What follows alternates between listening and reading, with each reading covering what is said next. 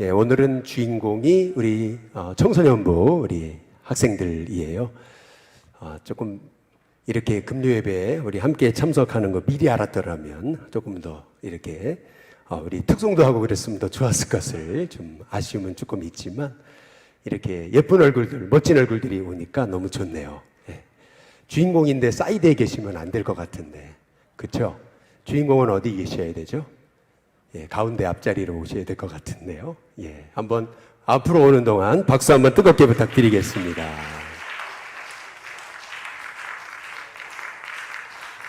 그래서 저도 성경학교 옷을 입었어요. 예, 저도 성경학교 옷을 입고 오늘 설교를 하고요. 중고등부가 온다라는 얘기를 저도 일주일 전에 들어가지고 그래서 좀 빨리 얘기했으면 더 좋았을 것을. 예, 그래서 그냥 우리 중고등부 학생들 대상으로 오늘 예배 같이 설교 같이 하고 그렇게 하도록 하겠습니다. 뭐 괜찮으시겠죠? 예. 우리 옆에 분하고 같이 인사하겠습니다. 참 잘 오셨습니다. 우리 같이 인사하겠습니다. 예, 우리 한 번 더 인사하겠습니다. 은혜 많이 받으시기 바랍니다. 우리 마지막으로 인사하겠습니다. 하나님 살아계십니다. 예, 우리 오늘 청소년과 함께 예배 드리는데 우리 청소년들에게 꼭 해주고 싶은 말은 뭐냐면은 여러분이 절대 어리지 않다는 겁니다. 절대 어리지 않습니다. 왜냐면은 리빙스턴이라고 하는 사람은 여러분처럼 청소년 때 부흥에 와가지고 은혜 받고서 그때 결단해가지고 아프리카에 선교사로 나가거든요. 그래서 아프리카의 선교의 아버지가 돼요. 근데 그 시작이 언제부터냐면 청소년기였다는 거죠. 예, 저도 목회자로 이제 헌신하게 된 게 언제부터냐면 중학교 3학년 때부터입니다. 중학교 3학년 때 예수님 만나고 그때 서원했어요. 예, 그리고 저는 다른 데는 하나도 안 바라봤던 것 같아요. 예, 무조건 감신대 그리고 그냥 1, 2, 3학년 마치고 대학원 마치고 여기까지 와 있어요. 그러니까 여러분 이 청소년기가 굉장히 중요하다. 예, 청소년기가. 예. 그래서 우리 청소년들이 오늘 같이 예배 드리는데 얼마나 귀여운지 몰라요. 여러분 그렇죠? 예, 우리 보면은 우리 준이가 이렇게 컸어요. 와, 너무나 놀라워요 정말로. 준이가 이렇게 앉아 있는 것 자체가 예, 저를 쳐다보는 게 무섭네 아주. 예, 아주 그냥 그런데도 너무 멋져요. 예배 안 빠지고 엄마는 안 나오는데 그렇죠. 근데 본인이 열심히 나오잖아요. 참 멋진 아들이죠. 예, 박수 한번 뜨겁게 부탁드리겠습니다. 네. 저는 청소년들이 설교가 길어지면 안 되니까 서론이 길면 안 되겠죠. 그렇죠? 예, 우리 청소년들이 세 가지 확신이 필요하다. 저는 이렇게 생각합니다. 우리 성도들도 내게 주신 말씀이다 이렇게 생각하고 같이 은혜를 받았으면 좋겠습니다. 우리 세 가지 확신이 필요한데 첫 번째 뭐냐면 따라해 보겠습니다. 하나님 살아계신다. 예, 이게 제일 중요한 겁니다. 하나님 살아계신다. 런던에서 CCTV나 어떤 카메라 이런 거 없을 때 정전 사태가 일어났는데 그때요 사람들이 완전히 암흑이 런던을 딱 덮으니까 그때 막 사람들이 도둑질하고 막 약탈하고 막 이런 일들이 런던에서 일어났어요. 신사의 나라라는 곳에서. 이게 왜 그렇게 된 거냐면 사람이 왜 죄를 짓는 거냐면은 하나님이 없다고 생각하니까. 하나님이 시퍼렇게 살아계신다. 여러분 그거를 우리가 믿는다면요 쉽게 죄 못 져요. 실은요 하나님이 안 계신다고 생각하니까 사람들이 막 죄를 짓는 거예요. 하나님 살아계시거든요. 어떻게 살아계시냐면 시퍼렇게 살아계세요. 정말 하나님 살아계시거든요. 여러분 이지선 우리 교수님 잘 알잖아요. 얼마 전에 보니까 이화여자대학교 교수로 오셨더라고요. 그런데 옛날에 사고가 난 지 얼마 후에 제가 섬기던 춘천에 오셨었어요. 그런데 이분이요, 멸중추돌에 그래서 전신 화상을 입고 그리고 이 피부 이식을 수십 번을 했잖아요. 그런데 딱 퇴원을 하는데 의사가 그러더라는 거죠. 어머니를 또 이지선 교수를 불러놓고 그러더라는 거죠. 이 아이 세상에 나가 살 생각하지 말라고. 사람을 다 쳐다보고 병신 취급한다고. 이게 여러분 의사분이 그런 얘기를 직접 했대요. 세상에 나가 살 아이가 아니라고, 이 아이는.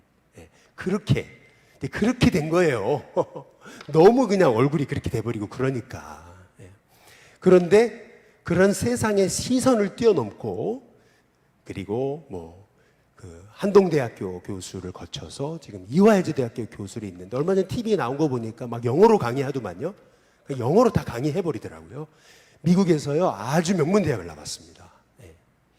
그런데 이분이 삶의 전환점이 어디서부터 시작된 거냐 하면은, 이분이 그 얘기를 하잖아요. 그렇게 절망에 빠져가지고 이제 처음 교회 온 거예요, 처음. 예. 얼굴도 못 들고요. 정말 하나님께 원망이 가득하고 그런 상황에서 처음 교회 온 거예요, 지금. 이제 사고 당하고 이제 치료받고 어쨌든 움직일 수 있어 온 거예요. 그런데 그때 목사님이 안수 기도를 하시는데 그랬대잖아요. 첫 마디가 사랑하는 딸아. 그런데 그 사랑하는 딸아 하는 음성이 하나님의 음성이 들렸대잖아요. 예. 그때 하나님 날 사랑하시는구나. 그러니까 이 체험이 뭐냐면 하나님이 살아계시다는 체험인 거거든요. 그러니까 하나님 살아계시는 게 믿어지기 시작하면 그때부터는요, 내 인생은 달라지는 거예요. 그러니까 신앙의 핵심은 어디서부터 시작되는 거냐면 하나님 살아계신다. 여러분, 이게 믿어져야 우리 청소년들의 여러분의 삶도 달라집니다. 저는 중3 때 목회자로 서원하는데 그 전에 무슨 일이 있었냐면은 저는 원래 이게 꿈이 야구선수였거든요. 그런데 여기 우리 허벅지하고 여기 사이 여기 이쪽이 문제가 생겼어요. 병원에 갔더니 뭐라 그러냐면 이 아이는 못 걷는다고 그랬어요. 네. 그랬는데 그거 있잖아요. 이게 절구 제대로 못 걷는다 이제 얘기를 했는데 저희 어머니가 그날 밤에 저의 그 아픈 다리를 놓고 밤새도록 주무시지 않고 기도했거든요. 네. 그런데요, 그 다음날 났어요. 네. 그래서 저는 그때 기도하면 병도 낫는구나. 제가 그 체험을 하고 그리고 나서 수련회 갔는데 그리고 거기서 하나님 만나고 제가 목회자로 서원한 거예요. 그 무슨 말이냐면 하나님은 살아계신다. 사실은 여기서 여러분의 신앙의 전환점이 시작되는 거예요. 하나님 살아계시다면은요, 내가 두려울 게 어디 있어요. 그 하나님 날 사랑하시는데, 그 하나님이 나의 하나님이 되시는데, 그 하나님이 날 구원하시기 위해서 하나밖에 없는 아들 예수님 보내셨는데, 그 예수님이 날 위해 죽으셨는데, 죽기까지 날 사랑하셨는데, 이게 믿어지기 시작할 때 여러분의 신앙과 삶도 바뀌는 거예요. 인생은 살다 보면은 어려움이 있게 마련이에요. 항상 인생은 난관을 만나게 됩니다. 뜻하지 않은 어려움을 만나는 게 인생이에요. 그런데 하나님 살아계심을 믿는 사람은요, 그 난관 앞에서 기도하게 되는 거예요. 그러면 기도할 때 하나님이 기가 막히게 그 인생을 여시는 은혜를 체험하기 시작하는 거거든요. 그러면서 믿음은 자라는 거예요. 저는 우리 청소년들이 한번 따라해 보겠습니다. 하나님은 살아계신다. 한번 여러분 그 믿음이 여러분께 있어서 그 하나님이 날 사랑하시고 날 구원하시기 위해 예수님 보내셨고 내가 기도할 때 하나님은 내 기도에 응답하신다. 여러분 그 믿음을 꼭 갖는 우리 청소년들이 됐으면 좋겠습니다. 제가 춘천에 있을 때 저는 미국 유학을 가려고 그러지 않았었어요. 사실 꿈이 있다가 접었거든요. 그런데 갑자기 저희 담임 목사님이 저한테 돈 200만 원을 주면서 너 유학 가라 그랬어요. 그런데 저는 그게 용납이 안 됐어요. 왜냐하면 이 나이에 무슨 38인데 그래가지고요 굉장히 오래 기도했어요. 하나님 뜻이면은 그러면 제가 가겠습니다. 뜻이 아니면 안 가겠습니다. 예. 그런데 하나님 뜻이면 했을 때 그때 제가 정한 게 뭐냐면 그냥 가라 그래서 가면 안 되고 제가 확신을 얻어야 되겠더라고요. 그래가지고요 하나님께 뭐라고 믿었냐면 토플 점수가 나오면 가겠습니다. 괜히 미국 가서 영어도 안 되는데 거기서 수업 듣는다고 거기서 괜히 시간 보내는 거 저 그런 거 하지 않겠습니다. 근데 실은요 부목사 하느라고요 정말 공부할 시간이 없었어요. 그 시험 보는 전날까지 저희 장로님들과 목회자하고 목회자 장로 목회계획 세미나를 일본으로 갔다 왔어요. 그 정도로요 공부할 시간이 없었어요. 그리고 나서 토플 시험을 보러 간 거예요. 근데 참 놀랍죠. 제 실력으로는 토플 점수가 나올 수 없었어요. 그런데 갑자기 우리나라가요, 이게 체계가 바뀌었어요. 체계가 확 바뀌면서요, 그때 그 인터넷 베이스드 테스트로 해가지고요, 그래서 IBT가 생긴 거예요. 그때 처음으로 생겼어요. 제가 IBT 시험을 봤으면 유학 못 갔습니다. 왜냐하면 실력이 안 되니까. 왜냐하면 뭐 스피킹도 해야 되고, 뭐 라이팅도 제대로 해야 되고, 뭐 리딩은 기본이고 리스닝도 해고 막 말로 해야 되는데 하나도 준비가 안 되고. 네. 그런데요, 딱 IBT로 바뀌면서 갑자기 중간에 제가 시험 볼 때만, 그때만 잠깐, 그때 옛날 시험 그 시스템으로 바꿔버린 거예요, 우리나라에서. 잠깐 준비하는 기간 동안 PBT라고 페이퍼 베이스드 테스트로 바꾼 거예요. 그러니까 옛날 시험으로 그냥 종이에다가 막 하는 거, 이걸로 딱 바뀐 거예요. 그 한시적으로. 네. 근데 갈 때 하나님께 기도했어요. 하나님, 점수가 나오면 가는 거고 안 나오면 안 나는 겁니다. 하나님 증거 주시고, 증거 주시면 갑니다. 그랬거든요. 근데 놀랍죠? 첫 시험에서 점수가 나왔어요. 그래서 교만해져가지고 두 번째는 600을 넘어가지고 내가 장학금, 전학장학금을 받겠다 해가지고 또 시험 봤거든요. 또 시험 3번을 봤어요. 그런데 두 번째, 세 번째 시험 점수로는요, 미국 유학을 못 가는 점수가 나오더라고요. 그렇게 열심히 공부했는데도. 제가 그때 깨달았어요. 그게 뭐냐면, 하나님이 보내시는구나. 하나님 살아계시는구나. 문제가 또 생겼어요. 그때가 뭐가 있었냐면 광우병 파동이 있었거든요, 우리나라에. 그러면서 미국과 한국이 관계가 탁 틀어졌을 때, 그때요, 저는 그 미국과 한국이 관계가 안 좋은지도 모르고요, 미국 비자 받으러 가가지고 제가 뭐라 그랬냐면요, 너 미국 왜 갈라 그러는데? 그런데 제가 뭐라는 줄 아세요? 제가 하나도 준비가 안 되고요, 갈 걸 확신하고요, 그리고 혼자 비자를 준비해가지고 비자 인터뷰를 하러 딱 갔는데 제가 뭐라는 줄 아세요? 저 북한 선교의 꿈이 있습니다. 그랬더니요, 바로 빡 뭘 찍는데 보니까 리젝트를 찍더라고요. 너 가라고. 네. 무슨 말이냐면 얘 이상한 놈이다. 그렇게 된 거예요. 그래가지고 두 번째 또 비자 인터뷰를 갔는데요, 그때는요, 딱 세우더니 딱 보더니 그냥 찍어버리더라고요. 질문도 안 하고. 네. 그 정도 되면은 미국 못 갑니다. 네. 그렇게 해서 갈 수 있는 사람이 없어요. 왜냐하면 한번 찍혀버리면은 못 가요. 네. 그래서 제가 세 번째 비자 인터뷰를 할 때 저희 담임 목사님께서 미국 유학도 갔다 오시고 막 그런 분이 저한테 그러더니 넌 못 가. 1년 기다렸다가 네 그 레코드가 사라진 다음에 다시 한번 트라이 해봐. 그러면은 그때 기회가 올지도 모르니까. 근데 제가 뭐라는 줄 아세요? 죄송합니다. 목사님 죄송합니다. 제가 마지막으로 해보고 안 되면 안 가. 제가 마지막 한번 해보겠습니다. 기회를 달라고. 제가 그래가지고요, 그때 제가 지금도 기억이 나요. 담임 목사님께서 확 던지시더라고요. 네 마음대로 해! 그래가지고 그러시더라고요. 그래가지고 예, 알겠습니다. 그러고 나서 사무실을 나와가지고요, 바로 비자 신청했어요. 그리고 세 번째 갔다니까요, 제가요. 네. 제가 좀 그런 좀 무대포 기질이 있거든요. 그래서 딱 갔는데 놀랍죠. 비자가 딱 찍어주는데요, 이 사람이 영어로 뭐라 하냐면 이슈 그러더라고요. 저는 이슈가 뭐지? 무슨 뭐 버스 뉴스 이슈가 있나? 막 이랬거든요. 나중에 알고 보니까 이슈라는 말이 발행됐다는 뜻이더라고요. 네.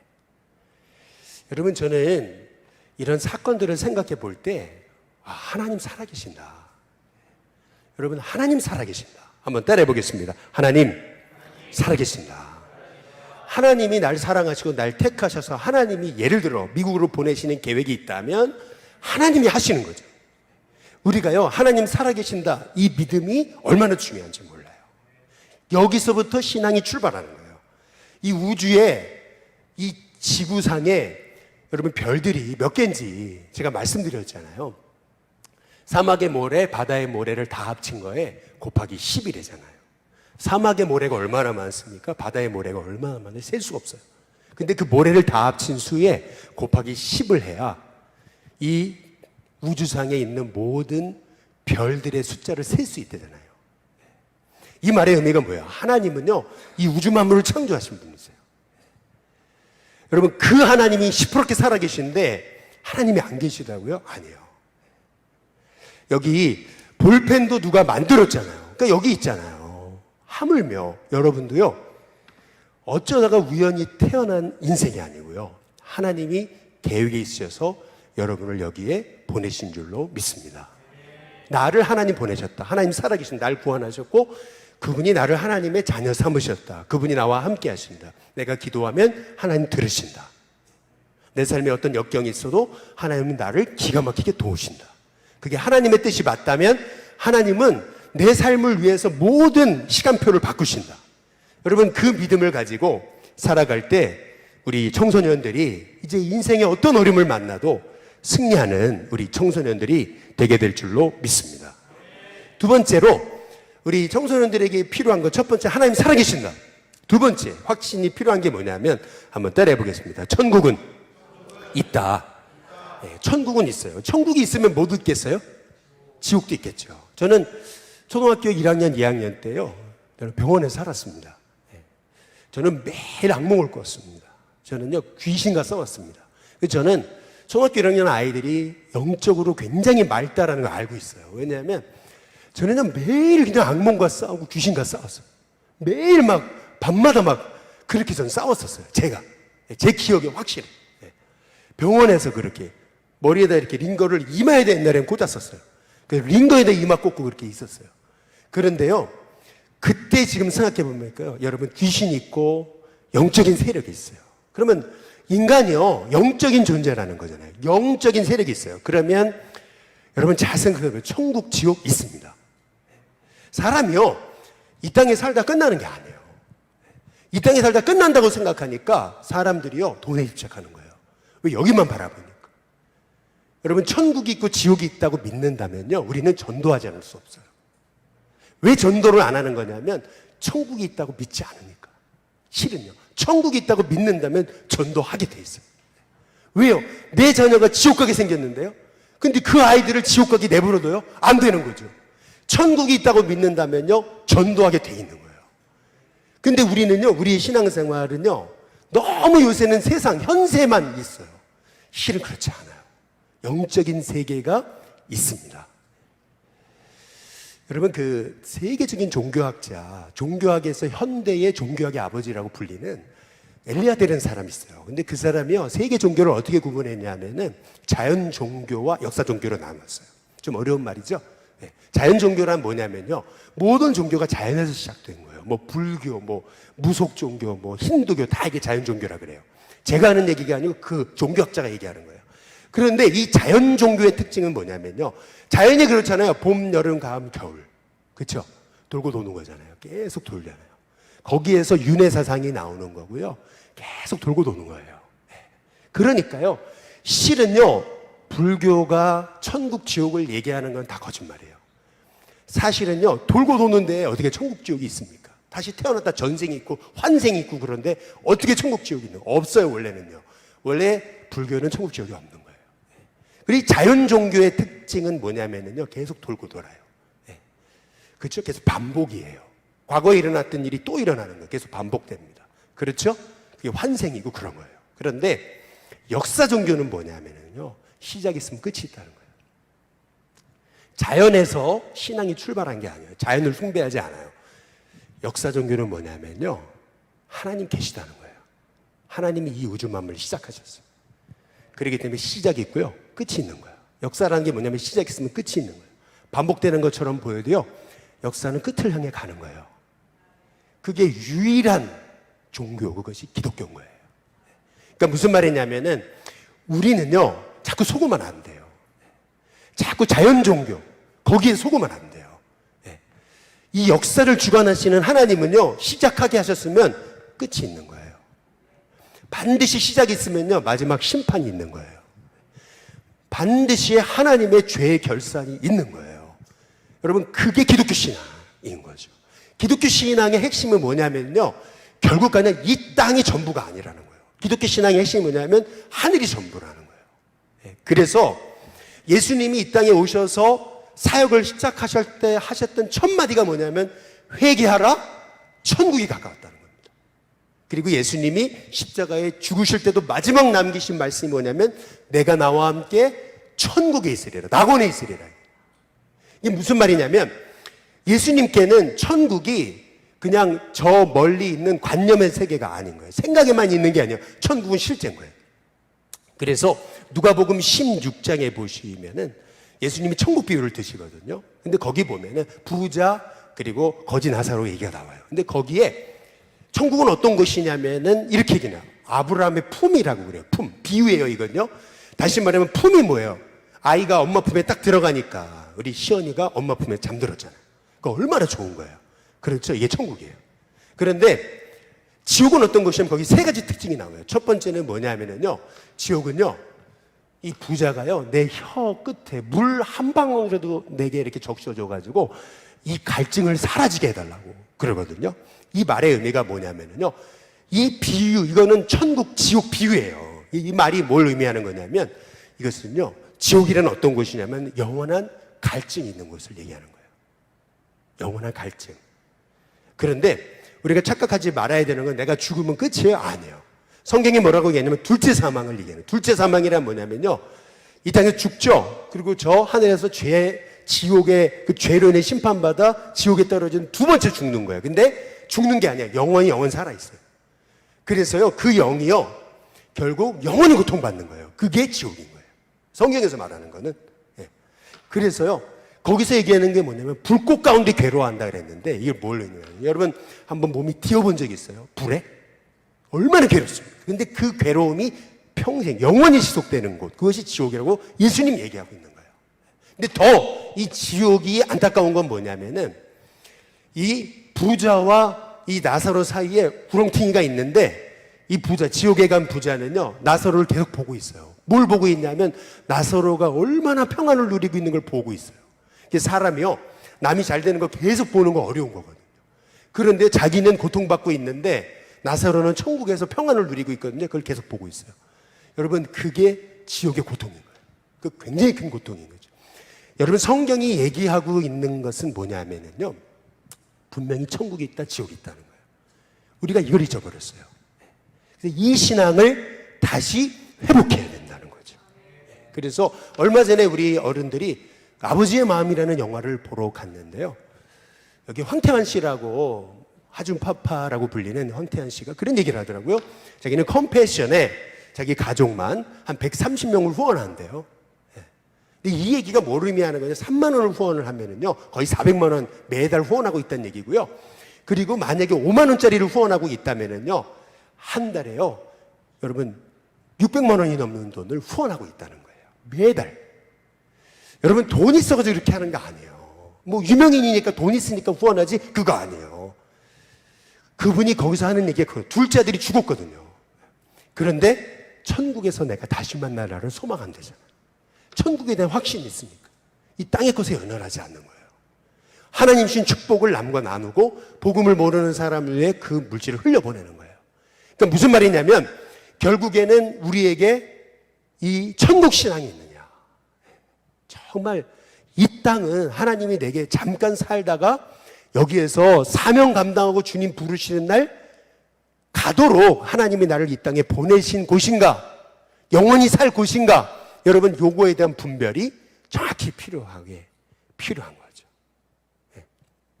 저는 이제 요즘에 생각하고 있는 게 뭐냐면은 제가 일신교회 10년이 딱 됐거든요. 그런데 제가 가만히 제 10년을 돌아보니까 그런 생각이 들더라고요. 진짜 제가 여기서 느끼는 거는 눈을 한번 깜빡이다 꼈거든요. 여기 떴거든요. 10년이 지났더라고요. 그래서 저는 그런 두려움이 생겼어요. 요새는요. 한 번, 두 번. 그러면 저는 어떻게 되는 건지 아세요? 저는 은퇴입니다. 야, 그러니까 생각해 보니까 10년 동안 한번 감았다 떴거든요. 10년이 지나갔더라고요. 아, 이러다가는 안 되겠구나. 정말 하나님 기뻐하시는 일을 내가 해야 되겠구나. 요즘에 계속 그런 마음이 들어요. 뭐 여러분 아시다시피 제 아들 은강이는 야구 선출이거든요. 선출. 선출이 뭔지 아시죠? 선출이 어떤 거냐면요. 공을 딱 던지면은요. 100m가 그냥 날아가 버려요. 그냥 제자리에서 딱 던져도요. 100m가 날아갑니다. 여러분 한번 나중에 보여달라 그래 보세요. 근데 그때요. 저도 웬만큼은 던졌어요. 옛날에 야구를 했었으니까. 그래서 아들하고 계속 캐치볼을 할 때 막 100m씩 해서 던졌거든요. 그런데 얼마 전에 공을 딱 던지는데요. 근데 안 던져지는 거예요. 이거 왜 이러지? 또 던져봤어요. 그때 안 되는, 이게 팔을 꺾지를 못하는 거예요. 왜 그럴까? 지금 많이 좋아졌는데 병원을 안 가가지고 모르겠어요. 근데 왜 그런가 봤더니요, 50견이 오는 거더라고요. 그러면서요, 공을 못 던져요. 이제 공을 못 던져요. 제가 멀리 못 던져요. 가까운 데 이렇게 던지는데, 이렇게 팔을 구부려고 던지는데 멀리는 못 던져요, 제가. 근데 제가 그때 그런 생각이 들었어요. 이렇게 되네? 이런 생각이 드는 거예요. 그러면서 요즘에는 이렇게 글씨를 보는데 이제 안 보이니까 어떻게 한 줄 아세요? 제가 여기 예배 전에 손톱을 깎고 왔거든요. 그런데 제가 어떻게 깎았는지 아세요? 옛날 같으면 그냥 깎으면 돼요, 이렇게. 근데 지금 어떻게 깎는지 아세요? 이러고 깎고 나타난다니까요. 제가 그러니까요, 제 아내가 나도 그렇게 하는데 그러더라고요. 여러분 잘 보세요. 옛날에 안 그랬거든요. 저도 팔팔했거든요, 굉장히. 그런데 이제는 공도 못 던지고요. 이제는 이게 안 보여가지고요. 이게 이렇더라고요. 점점점. 이 뭘 의미하는 거냐면요. 만약에 우리 인생이 이러다가 여기서 끝나는 인생이라면, 그러면 우리 인생은 사실 망자죠. 망한 인생이죠. 그러나 성경은 우리의 인생이 여기서 끝이 아니라는 거예요. 우리 인생은요, 진짜 본향이 있는 거예요. 하나님의 나라 천국이 있어요. 여러분, 그 눈이 열려져야 돼요. 하나님 살아계신다. 그 하나님 나와 함께 하신다. 분명히 이 땅에 나를 보내신 이유가 있다. 그렇잖아요? 하나님이 오라 그러시면 가야 되는데, 저는 그런 생각이 들어요. 이제는 저는 하나님 언제 불러가실지 모르겠다. 요새 그런 생각을 해요. 자다가 내일 눈을 뜰 수 있을까? 요즘 가끔 그런 생각을 해요. 이러다 갈 수도 있겠다. 그래서 요새 살 빼거든요. 요새 엄청 살 빼고 운동하고 굉장히 먹는 거 절제하고요. 살이 좀 빠지긴 빠지더라고요. 여기서 한 6kg 더 빼려고 그러고 있어요. 그런데 여러분, 제가 왜 그러냐면 하나님 마지막 은퇴할 때까지는 건강하게 목회할 수 있게 해달라고. 목적 그거 하나밖에 없어요. 생각해 보니까 자다가 그냥 갈 것 같아요. 하나님 부르실 수도 있겠다. 그러면은 부르시기 전에 내게 주어진 삶의 기간 동안 하나님의 일을 해야 되겠다. 하나님 기뻐하시는 일을 해야 되겠다. 요새는 그 생각밖에 없어요. 여러분, 우리가 만약에 여기에서 사는 게 우리가 끝이라면은요, 진짜 우리는 불행한 인생이죠. 그러나 여기 끝이 아니에요. 분명 천국이 있어요. 그리고 마지막 세 번째는 뭐냐면은 우리 청소년 시절에 꼭 필요한 습관 하나를 드려야 됩니다. 그게 뭐냐면 한번 따라해 보시죠. 성경은 하나님의 말씀이다. 성경은 하나님의 말씀이다. 여러분, 이거 굉장히 중요합니다. 바울과 바나바가요, 오늘 여기 말씀에 보니까요, 생명을 아끼지 않는 사람이라 그랬거든요. 생명을 아끼지 않는다는 게 뭐냐면은 이런 말이에요. 목숨도 아끼지 않았던 사람이라는 거예요. 여러분, 우리가 목숨이 얼마나 중요합니까? 다 살자고 좀 이러는 거거든요. 살자고 먹는 거, 살자고 공부하는 건데 목숨을 아끼지 않는다. 여러분, 이거는요, 이 사람들이요, 완전 예수님께 미쳤다는 거거든요. 그러니까 인생의 목적이 분명했다는 거거든요. 인생을 허투루 살지 않는 거예요. 이 사람들은요, 열정도 있을 뿐만 아니라 인생을요, 절대 이렇게 허송세월하지 않았다. 목숨도 아끼지 않고 생명도 아끼지 않고 주님을 위해 살았다는 거거든요. 여러분, 얼마 전에 신림동에서 칼부림 사람을 묻지마 죽였잖아요. 그리고 정유정이라고 이 멀쩡한 청년이 자기 또래 애를 이렇게 꼬드겨가지고 아주 얼마나 잔인하게 죽였어요. 그런데 여러분 그 영상 보셨나요? 사람 죽이고요, 이 아이가요 나타났는데요, 막 뛰고 이러고 있어요. 얼마나 기뻐서 뛰는 애처럼 오더라고 보여요. 깜짝 놀랐어요. 이 사람 죽인 애가 맞나?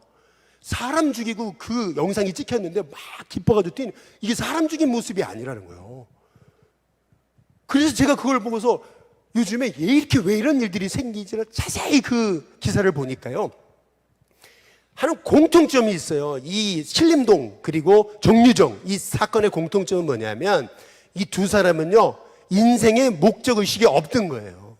12살부터요 죄를 범하기 시작했는데요, 성인이 될 때까지 전과 14범, 근데 전과 14범이 뭘 의미하는 거냐면요, 이게요, 사람이 죄를 짓고요, 그 다음에 이제 전과가 되기까지요, 뭐 이렇게 변호도 해야 되고 알아도 봐야 되고 이러기 때문에요, 성이 되기까지 전과 14범이 되는 건 불가능하다는 거예요.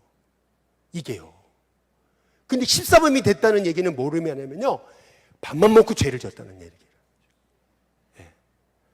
그냥 죄의식 없이 밥만 먹고 계속 죄를 져야, 그래야 청소년 이제 딱 그때 이제 소년원에 들어가기 시작하는 때부터 그 다음에 성인이 될 때까지 전과 14번이 나오려면 그렇게 돼야 된다는 거죠.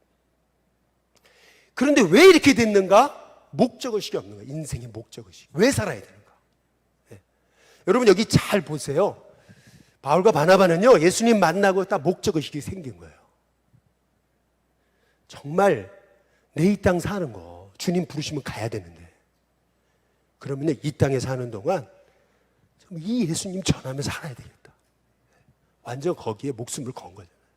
저는요, 우리 청소년들이 이런 목적의식이 있는 우리 청소년들이 됐으면 좋겠습니다. 근데 목적의식이 생기려면 그냥 되는 게 아니에요. 여러분이 성경을 보셔야 돼요. 여러분 청소년기에 성경을 보는 게 굉장히 중요합니다. 이 성경을 어렵다고 생각하지 마시고 이렇게 한번 해보세요. 엄마, 나 성경 보고 싶은데 엄마 나 좀 도와줘. 내가 오늘부터 매일 한 장씩 읽을 건데 엄마도 같이 읽자. 그래가지고 엄마하고 카톡방을 만들어가지고 오늘 은혜 받은 거 한 절씩 올리기. 이렇게 해가지고요, 도와달라 그러시면 부모님들이요, 그거 도와주세요. 엄마, 나 성경 읽고 싶은데 어디부터 읽어야 돼요? 그래가지고요, 딱 정해요. 마태복음 딱 정해가지고 1장부터 그냥 많이 시작하지 말고 1장부터 시작하는 거예요. 그래가지고 매일 한 장씩 읽어나가면서 은혜 받은 거 올리고, 그리고 엄마랑 잠깐 얘기하고, 그런 식으로 성경을 한번 읽어보세요. 청소년기에. 굉장히 중요한 거예요.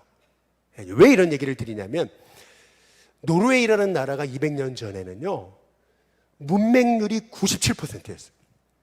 그리고 세계에서 가장 못 사는 나라, 그런 나라였거든요. 근데 지금은요, 세계에서 인구 비율로 가장 잘 사는 나라, 그리고 선교사를 가장 많이 보낸 나라, 이 노르웨이입니다. 이 나라가 완전 달라요. 200년 만에. 어떻게 된 거냐면, 한 사람이 말씀의 은혜 받고 제자를 키우기 시작하면서 성경을 읽고 거기에 인생을 거는 사람들이 일어나기 시작한 거예요. 그리고 200년 만에 나라가 바뀌어요. 이게 성경의 능력이에요. 이걸 제가 왜 이런 얘기를 드리냐면요, 제가 군대 갔을 때 그때 성경을 너무 보고 싶더라고요. 그래가지고요, 옛날에 뭐 이렇게 쪽성경이라고 기도원에서 나온 이 주머니에 넣는 성경이 있었어요. 근데 그 성경을요, 신약성경 시편 잠언이 있는데 그거를요 얼마나 읽었든지, 정말 몇 번 읽었는지 모르겠어요. 그냥 얼마나 많이 읽었는지 몰라요. 그런데 신기한 게 있어요. 성경을 읽고 다 잊어버린 것 같아요. 그런데요, 성경을 읽으면서 어떤 생각이 드냐면은, 하나님 나와 함께 하신다. 기도하면 하나님이 일하신다. 이런 믿음이 생기더라고요. 그래가지고 우리 후임병 중에 야맹증 걸린 친구가 있었는데 기도해 주는데 그게 낫더라고요. 군대에서. 네. 그게 낫고요. 탈영하려고 하는 애가 그 아이를 위해 기도하고 설득을 했더니 탈영을 안 했어요. 그래가지고 제가요, 대대군종병이 됐거든요. 저는 원래 대대군종병이 아니었어요. 저는 화기소대에 람보 총 있죠? 람보 총 들고 다니고 이랬던 사람이에요. 그런데 갑자기 대대에서 저를 발탁을 해가지고 군종병을 세우더니 애들 데리고 다니면서, 애들 찾아다니면서 다 위문하고 상담하고 그러라는 거예요. 근데 그러고 나서 저희 부대에 자살 탈영이 없어졌어요. 아주 유명한 자살 탈영으로 유명한 부대였거든요.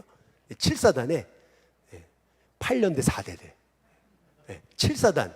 여러분 7사단이 어떤지 여러분 나중에 보면, 군대 가보면 알 거예요. 어떤 데인지. 그런데 신기하죠. 대대장이요, 이분이 사고가 안 나니까 진급을 해가지고 이제 높은 자리로 가는데, 이 대대장이요, 저한테요, 그런 경우가 없어요. 사병한테 그런 경우가 없어요. 이게 대대장이 사병한테 가죽 지갑을 선물을 했어요. 고맙다고. 네. 여러분 이게 군대에서 있을 수 없는 일이에요. 네. 여러분 군대 가보면 알아요. 이게 무슨 말인지. 네. 그런데 왜 어떻게 그게 가능했었을까? 가만히 생각해 보니까 성경이더라고. 성경을 봐야 돼요. 그래서 저는 요새 회개하는 게 있어요. 그게 뭐냐면, 목사로서 설교하려고 성경을 봤구나. 제가 요새 회개를 너무 하고 있어요. 내가 기도를 안 했구나. 저는 요새 회개하고 있어요. 그렇구나. 내가 다시 설교하려고 성경을 보는 게 아니고 정말 하나님의 뜻을 알고 하나님 손에 붙잡히기 위해 성경을 봐야 되겠구나. 정말 하나님께 나도 기도해야 되겠구나. 요즘에요, 하나님이 제게 말씀하신 게 그거예요. 저는요, 우리 청소년들이 한번 엄마하고 이제 성경 읽기를 해보세요. 아빠하고 성경 읽기를. 그러면은 하나님이 여러분에게 분명히 하나님의 비전, 꿈, 하나님의 계획, 그리고 난관도 극복해낼 수 있는 어디서 모르는가 내게 솟구치는 그 힘을 하나님께서 허락해 주실 줄로 믿습니다. 오늘 이 시간 같이 우리 찬송가 부르기를 원하는데요. 하나님의 독생자, 우리 함께 우리 찬양 부르고요. 우리 찬양팀 나와주시고 같이 우리 합심해서 우리 같이 통성으로 좀 기도하고요. 우리 요쪽으로 한번 좀 이렇게 나와볼래요? 우리 요쪽으로 한 팀, 요쪽으로 한 팀 이렇게 앉으면 좋을 것 같네요. 예.